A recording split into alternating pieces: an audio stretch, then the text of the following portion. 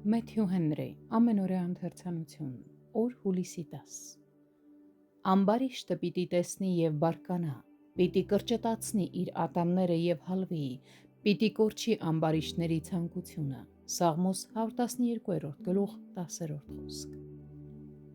Աստծո հոգուց հպված սիրտը, ինչպես մագնիսից հպված ասեղը, անմիջապես և արագորեն դառնում է դեպի Աստված, սակայն միաժամանակ դողում է լցված լինելով այս սուրբ երկյուղով։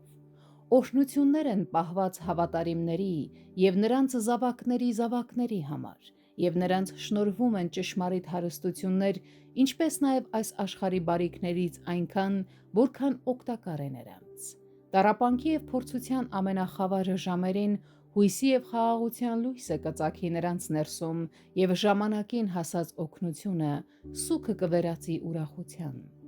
Իրենց Տիրոջ օրինակից նրանք սովորում են լինել բարի և լի կարեկցությամբ, ինչպես նաև արդար իրենց բոլոր գործերում։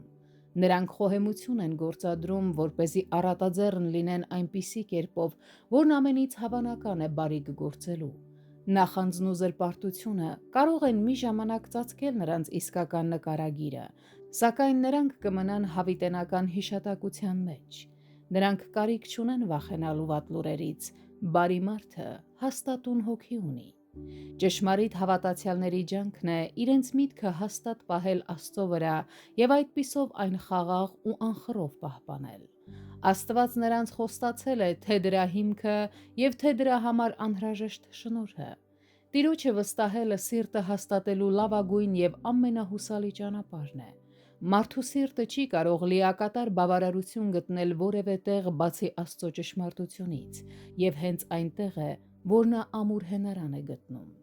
Իսկ նրանց, որոնց սրտերը հավատքով հաստատված են, համբերությամբ կսպասեն, մինչև հասնեն իրենց նպատակին։ Համեմատեցեք այս ամենը ամբարիշտների տագնապի հետ, և կտեսնեք, որ սրբերի երջանկությունը նրանց նախանձն է։